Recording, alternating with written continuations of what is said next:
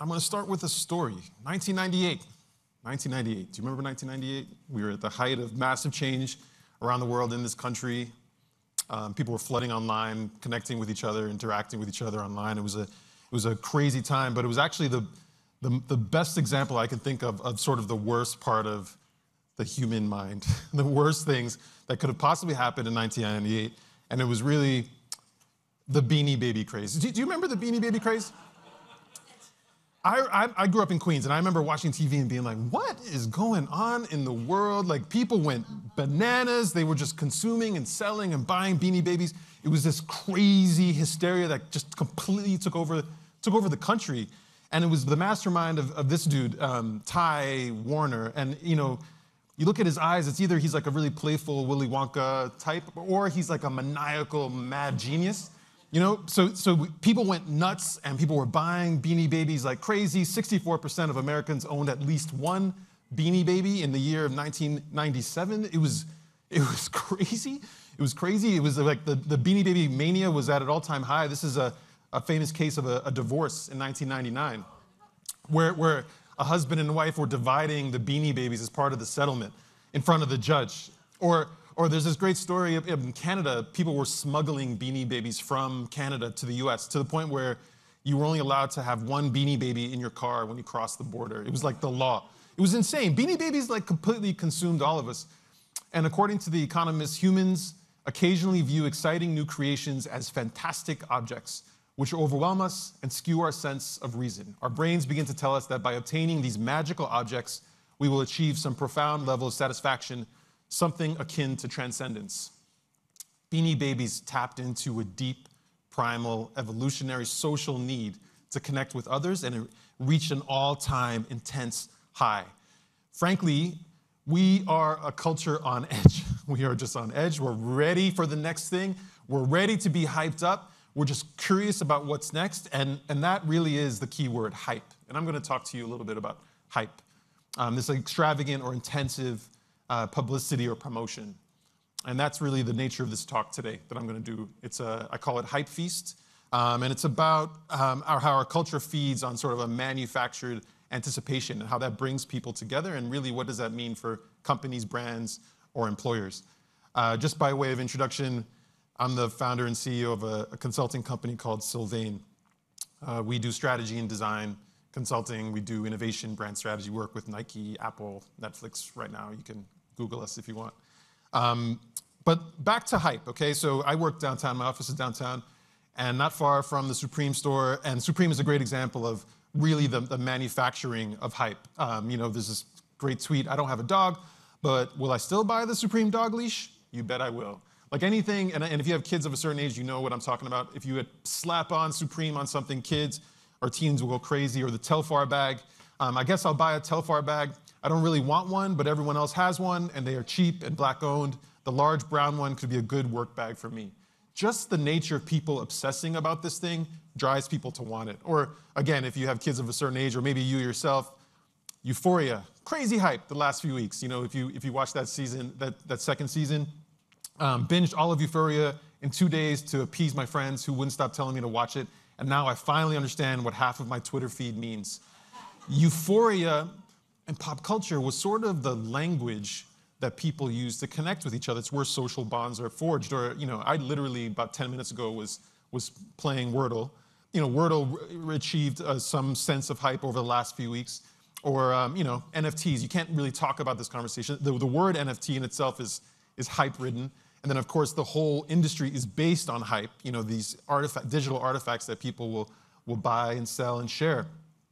So, really, to me, if you want to understand the world we live in, look to the hype beast, not the Wall Street Journal. I didn't say that. A financial journalist said it. But just really the idea that hype actually speaks to what's really, really happening in the world of business, when it comes to your talent base, when it comes to consumers. There's something about what's in the air, the excitement, the collective hallucination that tells you more about people than the thing themselves. And actually, I might even argue that the hype around something might be greater than the value of the thing in and of itself. Certainly when it comes to marketing or products or brands, that the hype around Apple computers or Nikes might actually be better and more valuable, and that might be the thing people are consuming, than the actual rubber on their feet. And that's the argument. And we've seen this play out, sneaker crazes. In many years ago, there was a riot downtown, Lower East Side, around the Nike Dunk Pigeon. People went crazy, and the hype was it the best shoe in the world? I don't know. Are you ready for a hot take? I don't know that the Beatles are really the de facto best band in the world. Certainly, there's a cultural bias when it comes to Beatles, you might even say.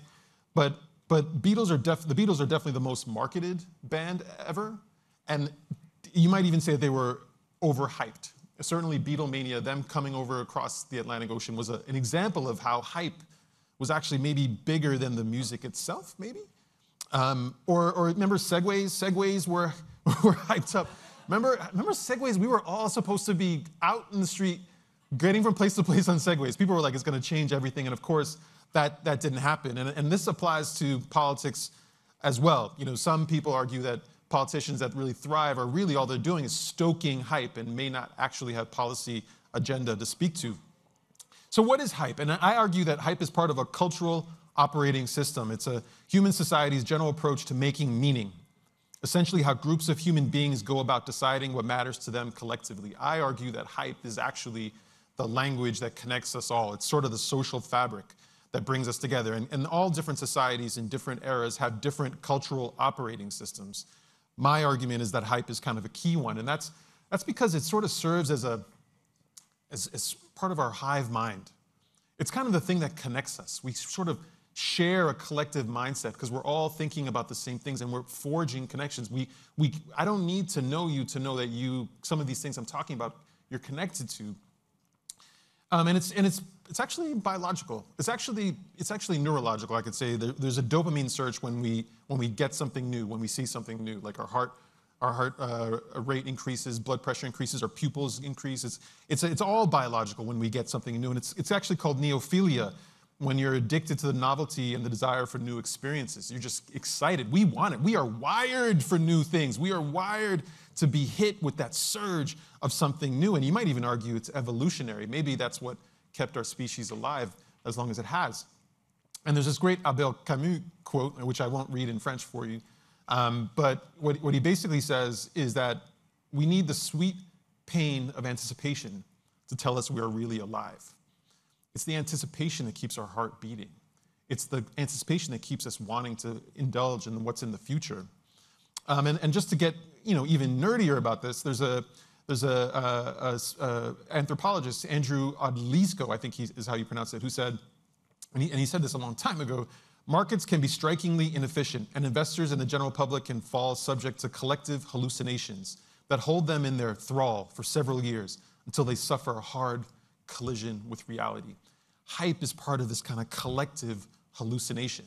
And that's what I think is really going on with Beanie Babies. And if you get really smart about it and you study how this happened in the late 90s, it's actually the brainchild of a small group of Chicago suburban moms who really believed in the value of these things. And they believed if you resold them, it was like a smart investment.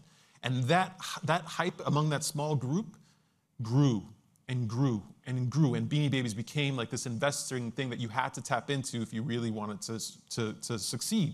And it was this bizarre thing where their hype kind of fueled it. And you might argue that's going on right now with crypto. My father-in-law, last weekend, he was like, what is this crypto thing? Should I get down? It is this kind of curiosity that feeds and sort of grows on itself. Now, when it comes to Beanie Babies, none of these collectors ever realized that the only thing driving the Beanie Babies market was their own conviction that the toys were valuable. The ineffable appeal of Beanie Babies turned them, and not one of 1,000 other 1990s trends, into a collective mania. It was the people that assigned the value on these dolls. And in 1998, they were running as expensive as $1,000. Today, you can buy one on eBay for a couple bucks. Like, what does that say? What does that say in thinking about that? And what does it mean, like, after the fact, when we sort of experience this? Let me go back one. Yeah. Well, I'll tell you what I think. So we're looking to new forms of forging connections. And if you look at how society has come together over the past couple of decades, those institutions are starting to disappear. People used to go to religious institutions to feel a sense of kinship. Participation in religious institutions is declining. Participation in sort of PTAs, declining over time, where people used to forge connections and forge a sense of society, declining. You can look at a number of data, Freemasons, there are all sorts of data showing how groups that used to bring people together to feel a sense of identity, collective identity, is decreasing. And at the same time, social media is shooting through the roof. Yet 71% of heavy social media users report feelings of loneliness. So people are going away from the traditional institutions of social bonds, and they're increasing their use of social media, yet they feel lonely. And that's what I consider sort of the lonely paradox. And that's where hype comes in. Hype is filling this lonely paradox. It's helping us connect to others. It's helping us forge the connection that we're not getting in social media, that we've missed from traditional social institutions. And you know what? Brands see this. Brands see this as an opportunity. Brands see that we are desperately looking for connections and a language to connect with each other. And they see this as an opportunity, and that's why they're manufacturing hype. Like, what is Nike making? What is Supreme making? What business are they in? What's on the manufacturing line? To me, above all, it's a sense of hype. So new ideas no longer fuel economic growth the way they once did. Brands are looking and companies are looking to manufacture hype because new technologies are far-flung and far hard to find. Actually, if you look at this chart, this is the Great Stagnation Curve. There have only been one or two massive inventions in the last 50 years, the internet, microprocessors being two of those. Prior to that, you had automotive, you had the radio, you had the printing press. So much invention occurred between 1800 to the mid-20th century that in a way companies need new value to provide people because there isn't anything truly new. And all you have to do is look at and think about all the nostalgia that's going on in culture to see what I mean. 4.4 million new businesses were created in the US in 2020. There's a new sense of competition on top of this. So companies are not only not able to promote new technologies, they're more competitive. They're more competitive threats than ever before. 72% of consumers will switch brands after one bad experience. Consumers don't care anymore either. Not only is it more competitive, not only do you don't have a differentiated product, but consumers themselves have a fleeting interest. 77% of global everyday brands could simply disappear and consumers wouldn't care. There isn't a real sense of loyalty to brands or employers for that matter. So brands themselves are sort of drowning in this hype and they're looking for relevance and they don't know what to do. They're hyping themselves up. They don't have real value. People are not really willing to buy into it and it's kind of diluting the value of those brands. It's kind of taking away what really makes them special. 34% of consumers have trust in brands today, only 34%.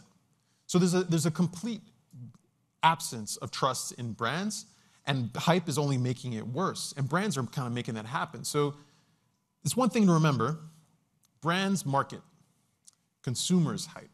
It's not the role of a brand to create hype, to sustain itself. It's consumers that actually will take it upon themselves and assert some sense of agency and determine what is worthy of hype. I think this, as I'm thinking about the agenda of today, I think this also applies. Employers, markets, it's the team that actually builds a sense of loyalty and connection with each other that can be manifested through a sense of hype. And just going back to Beanie Babies, and maybe I'm a little obsessed with Beanie Babies and maybe I have nightmares about Beanie Babies, but just think about Beanie Babies versus another toy, Lego, right? So Lego, to me, is a great example of a company and brand that stayed loyal to what they do and didn't manufacture hype. And as a result, they actually stoked a natural hype in consumers that actually helped it sustain itself. So to me, they did three things. And I'm going to go through the three things right now that I think makes Lego a better example of hype and how to use hype, how to think about hype than Beanie Babies. The first is worship consistency.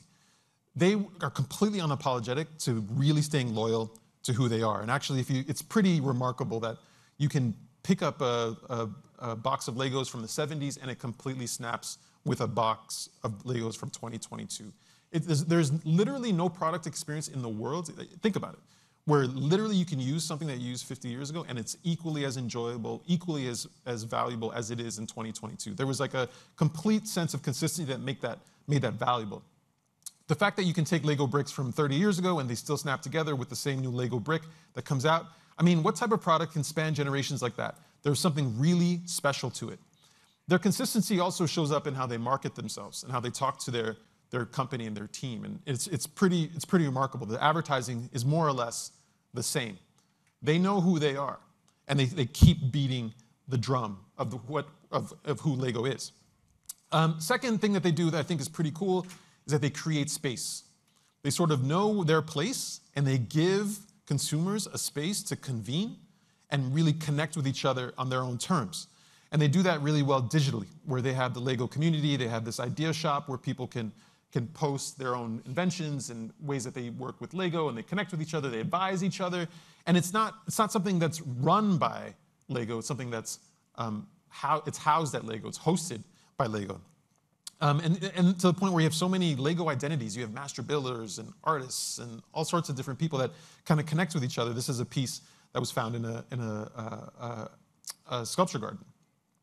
So this third thing that they do is they practice restraint. This is a hard thing to do for big companies and big brands, is to know when to stop, okay? So and I'll give you some examples. In the late 90s, actually right around the Beanie Baby time, when video gaming was coming up and crazy things like Beanie Babies were coming up, Lego decided for a second, to diverge from that brick. And they started doing new things. They kind of tried to go super young. They were playing in the doll space. And actually, Lego had a little bit of a crisis of identity during that time. And their revenue actually dipped a little bit. And they kind of returned to their core. And they made things and didn't change them. And created a credible sense of hype around these really passion points. And the Millennium Falcon is a great example. So in 2007, you would buy it for $500. Today, it's a collector's item. They don't recreate it. There's this real sense of loyalty that makes Lego special, and that's the reason their revenue has grown year over year over year. It's the largest toy company in the world, most valuable.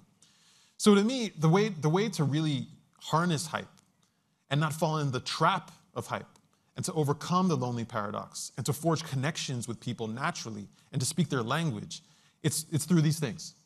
Worship consistency, create space, and practicing restraint. Thank you for your time. My name is Alain. I work at Sylvain. Check us out. Have a good day.